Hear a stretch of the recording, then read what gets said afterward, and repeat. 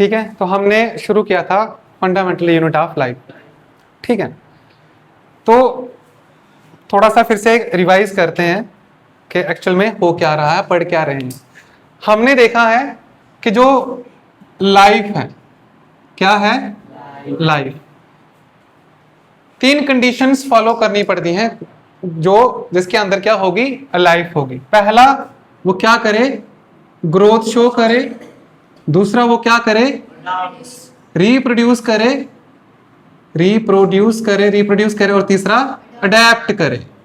ठीक है, तो मैं कहूंगा उसके अंदर क्या है, लाइफ है। फिर हमने देखा कि लाइफ जो है वो 2 फॉर्म्स में एग्जिस्ट करती है। पहला, अच्छा, फिर उसके बाद देखा कि जिसके अंदर लाइफ है तो लिविंग ऑर्गेनिज्म होगा कोई, किससे बना होगा, वो सेल से मिलकर बना होगा। अब लाइफ जो है वो 2 फॉर्म्स में एग्जिस्ट करती है। It exists in 2 forms, animal and other plants. फिर हमने देखा कि लाइफ, जो भी लिविंग ऑर्गेनिजम्स हैं, they are all made up of cells. फिर पता चला कि जो एनिमल्स होंगे वो कौन से सेल से मिलकर बने होंगे, एनिमल सेल्स से। और जो प्लांट्स जिस सेल से मिलकर बने होंगे वो होंगे प्लांट सेल्स से। इतनी बात क्लियर हो गई? इतनी बात तो हमको क्लियर हो गई।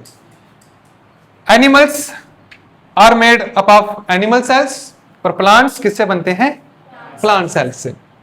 ये चल गया पता। 2 तरह के सेल पाए जाते हैं, एक प्लांट सेल और एक एनिमल सेल। फिर हमने देखा था कुछ ऐसे भी ऑर्गेनिजम्स होते हैं जो एक सेल से मिलकर बने होते हैं, वो क्या होंगे, यूनिसेलुलर ऑर्गेनिजम्स। और जो मल्टीपल सेल से मिलकर बने होंगे उनको क्या कहेंगे, मल्टी सेलुलर ऑर्गेनिजम्स कहेंगे। अब हमने देखा कि एक सेल के अंदर ना बहुत सारी चीजें होती हैं, बहुत सारे कंपोनेंट होते हैं एक सेल के अंदर जिनका अलग अलग काम होता है। और जो सेल के अंदर है उनको कहते हैं ऑर्गेनेलीज कहते हैं। क्या कहेंगे, ऑर्गेनेलीज कहेंगे। ठीक है, तो सब ये एक एनिमल सेल है, ये हमने देखा था। फिर हमने देखा कि किसी भी सेल में एक आउटर लेयर होती है जो उसको क्या करती है, प्रोटेक्ट करती है, जिसको हम कहेंगे प्लाज्मा मेम्ब्रेन या सेल मेम्ब्रेन कहेंगे। एनिमल के केस में सिर्फ सिंगल लेयर होगी जिसको प्लाज्मा मेम्ब्रेन कहेंगे, और प्लांट के केस में डबल लेयर होती है जिसमें एक अंदर वाली होगी प्लाज्मा मेम्ब्रेन या सेल मेम्ब्रेन और बाहर वाली होगी सेल वॉल। ये भी क्लियर हो गया? हाँ, ठीक है। अब इस सेल के अंदर जो एक्सचेंज होता है मटेरियल्स का, कार्बन डाइऑक्साइड का, ऑक्सीजन का, किस प्रोसेस के थ्रू होगा, वो डिफ्यूजन की प्रोसेस से वो होगा, एक्सचेंज होगा। फिर उसके बाद हमने देखा सेल वॉल देख लिया। हाँ, ये कौन सा सेल है, प्लांट सेल है। इसमें कुछ ये कोली जैसा दिख रहा है, इसका भी कुछ काम होगा और वही काम अब हमने देखते जाना है। ठीक है, साइटोप्लाज्म हो गया था कि जो सेल के अंदर जो फ्लूइड होता है उसको हम क्या कहते हैं, साइटोप्लाज्म कहते हैं। ये जो वाला फ्लूइड, ये देखो बाल दिख रही है ना, ये सेल वाल है और बीच वाली सेल मेम्ब्रेन है। ठीक है, उसके बाद साइटोप्लाज्म हो गया था। अब यहां से हमने शुरू करना था, यहां से हमने क्या करना है, शुरू करना है कि आज हम देखेंगे कि सेल में उन कौन कौन से कंपोनेंट होते हैं। बाहर वाला तो देख लिया, ये एनिमल सेल है, ये प्लांट सेल है। ये वाली जो लेयर है ये कौन सी है, सेल मेम्ब्रेन या प्लाज्मा मेम्ब्रेन, और ये 2 बाल सामने देखें। अब हम देखते हैं न्यूक्लियस के बारे में। न्यूक्लियस क्या होता है, आपको पता है हमारे अंदर डीएनए होता है, नाम सुना है? हाँ, डीएनए, डीऑक्सीराइबोज न्यूक्लिक एसिड, वो सेल्स के अंदर होता है। कहां होता है वो? हाँ, पर सेल के अंदर कहां, तो याद रखना वो होता है हमारे न्यूक्लियस में। कहां पे होगा वो? न्यूक्लियस के अंदर। न्यूक्लियस के अंदर क्या मौजूद है, हमारा डीएनए। और इसको कंट्रोल सेंटर भी कहा गया है। क्यों? क्योंकि सेल की ग्रोथ होगी, डिवीजन होगी, 1 से 2 बनेंगे, जितनी भी एक्टिविटीज एक सेल के अंदर हो रही हैं वो उसको कौन कंट्रोल करता है, न्यूक्लियस कंट्रोल करता है। कौन कंट्रोल करता है? न्यूक्लियस कंट्रोल करता है। ये प्लांट सेल में भी होता है, एनिमल सेल में भी होता है। तो ये कंट्रोल सेंटर है। जैसे कि ये स्कूल है हमारा, तो एक स्कूल में एक ऑफिस होता है ना, जो पूरे स्कूल को क्या करता है, रेगुलेट करता है, वो देखता है। जितने भी जैसे ये कैमरे वगैरह लगे हैं, इसका एक्सेस सारा फुटेज कहां पे दिख रहा होगा, ऑफिस में। पूरी नजर रखती है ऑफिस से, पूरे स्कूल की नजर रख सकते हैं हम, है ना। फिर ऑफिस में प्रिंसिपल सर भी होते हैं ना, जो कहते हैं तुम ये काम करोगे, तुम वो काम करोगे, है ना। टीचर्स को गाइडलाइंस देते हैं, स्टूडेंट्स को वो मोटिवेट करता है, पढ़ो, ये करो, वो करो। तो उसी तरह से सेल का भी क्या होता है, एक ऑफिस होता है, जहां से पूरे सेल में क्या क्या एक्टिविटीज होंगी उस चीज को कौन कंट्रोल करेगा, न्यूक्लियस कंट्रोल करेगा। कौन कंट्रोल करेगा, न्यूक्लियस कंट्रोल करेगा। क्लियर हो गया ये। अब न्यूक्लियस के बाहर ये कुछ दिख रहा है ना, इसकी भी एक कवरिंग है जिसको हम कहते हैं न्यूक्लियर मेम्ब्रेन। क्या कहेंगे, न्यूक्लियर मेम्ब्रेन कहेंगे। सेल की ग्रोथ हो रही है, सेल की रिप्रोडक्शन हो रही है, सब कुछ कहां पे कंट्रोल हो रहा है, सेल को कौन कंट्रोल कर रहा है, ये न्यूक्लियस। आई बात समझ में, ठीक है। अब ये तो हमको चल गया पता न्यूक्लियस होता है। अब आपने देखा होगा, जैसे कहां गया एनिमल सेल, ये देखो, ये है ना, दिख रहा है कुछ, ये पूरा एनिमल सेल है, ये हमारा क्या है, न्यूक्लियस है। ये क्या है, न्यूक्लियस है। ये कुछ दिख रहे हैं, इनको कहते हैं क्रोमेटिन्स। क्या कहेंगे, क्रोमेटिन्स। इसी यही डीएनए प्लस प्रोटीन होगा, उससे मिलकर बने होंगे। इन्हीं के पास सारी क्या रहती है, इंफॉर्मेशन रहती है। प्रोटीन कैसे बनेगा, हमारी बॉडी को जरूरी होता है कि हमारी बॉडी में प्रोटीन बने, तो उसके लिए ये रिस्पॉन्सिबल रहते हैं। क्या कहेंगे इनको, ये जो धागे जैसे स्ट्रक्चर में दिख रहे हैं ना, इनको कहा जाता है क्रोमेटिन कहा जाता है, जिसके अंदर डीएनए और प्रोटीन की इंफॉर्मेशन होती है। बीच में कुछ ये दिख रहा है,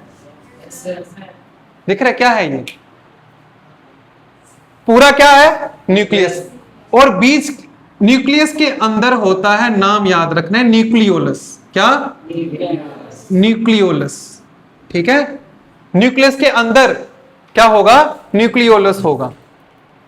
क्या होगा, न्यूक्लियोलस होगा। अब यहां पे क्या है, ये बना होता है आरएनए और प्रोटीन का। हमने देखा न्यूक्लियस के अंदर क्या है, डीएनए है। फिर मैंने कहा कि न्यूक्लियस के अंदर एक और छोटी चीज है जिसको हम क्या कहेंगे, न्यूक्लियोलस कहेंगे।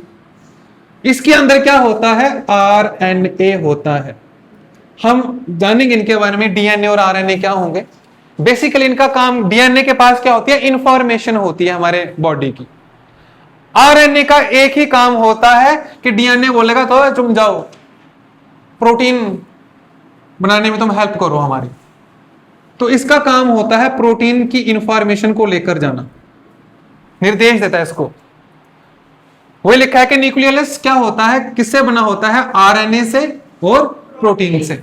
ऐसा लगता है कि न्यूक्लियस के अंदर क्या है, एक और न्यूक्लियस है, ये दिख रहा है ना, ये पूरा न्यूक्लियस है और इसके अंदर एक और चीज है जिसको हम क्या कहेंगे, न्यूक्लियस कहेंगे। न्यूक्लियस के अंदर न्यूक्लियोलस, क्या, न्यूक्लियोलस। समझ में आ रहा है। अभी तक हमने क्या देखा, आउटर कवरिंग क्या है, सेल वॉल या सेल मेम्ब्रेन। फिर हमने देखा साइटोप्लाज्म देखा। अब हमने क्या देख लिया, न्यूक्लियस, साथ में देखा न्यूक्लियोलस। ये तो हमने 3 पार्ट पढ़ लिए सेल के, ठीक है, 3 पार्ट हमने पढ़ ली। अब आप देखते हैं कि अब आता है यूकैरियोटिक और प्रोकैरियोटिक की सारी बुक्स में पहले ही दे दिया होता है कि हाँ। अब देखो कुछ ऐसे भी होते हैं जिनके अंदर न्यूक्लियस नहीं होता, जिनके अंदर न्यूक्लियस नहीं होता, जैसे बैक्टीरिया है। दही खाते हो ना, दही खाया है, हाँ, वो एक बैक्टीरिया से मिलकर बना है जिसका नाम क्या है, क्या नाम है उसका, उस बैक्टीरिया का याद है किसी को, लैक्टोबैसिलस। है कुछ याद, लैक्टोबैसिलस जो जिसे दही बनता है। बैसिलस बैक्टीरिया है, ये बैक्टीरिया है और ये यूनिसेलुलर है। क्या है, इसका मतलब कितने सेल होंगे, एक सेल होगा। अब मैंने क्या बोला, सेल के अंदर न्यूक्लियस होता है, मगर कुछ ऐसे भी सेल्स होते हैं जिनके पास न्यूक्लियस नहीं होता, उनमें से ये है। तो फिर इसको क्या कहेंगे, वो सेल जिसके पास न्यूक्लियस नहीं होता, उन सेल्स को हम कहते हैं जिसमें क्या होता है, नो न्यूक्लियस। क्या, यूनिसेलुलर है, एक सेल से मिलकर बना है और एक सेल से है, मगर इसमें क्या है, कोई भी न्यूक्लियस नहीं है। तो जिस सेल के अंदर न्यूक्लियस नहीं होता, नाम याद रखो, नाम क्या नाम है उसका, उस सेल को कहेंगे प्रोकैरियोटिक सेल, प्रोकैरियोटिक सेल। जैसे ये दिख रहा है ना, ये एक बैक्टीरिया है, इसके अंदर कुछ न्यूक्लियस दिख रहा है, कहां दिख रहा है न्यूक्लियस, ये एक एनिमल सेल है, इसके अंदर न्यूक्लियस दिख रहा है, हाँ, इसके अंदर न्यूक्लियस नहीं है, बस सेल वॉल है, साइटोप्लाज्म है, एक सेल मेम्ब्रेन है। अब न्यूक्लियस के अंदर की चीजों को न्यूक्लियाइड भी कहा जाता है, वो दिख रहे थे ना दागी जैसे, न्यूक्लियाइड, बस उनके पास इंफॉर्मेशन रहती है।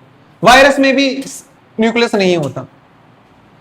तो ऐसे सेल्स को हम क्या कहते हैं, प्रोकैरियोटिक सेल कहते हैं। क्या कहेंगे, prokaryotic cell, it means they have no nucleus, it doesn't contain nucleus. जो न्यूक्लियड होता है वो बस साइटोप्लाज्म में ही रहता है। अरे बात समझ में, इसमें वो साइटोप्लाज्म में ही रहेगा।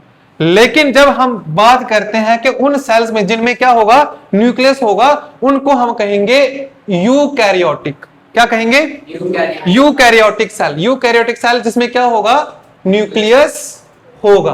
प्रोकैरियोटिक सेल जिसमें न्यूक्लियस नहीं होगा। समझ में आ गई बात।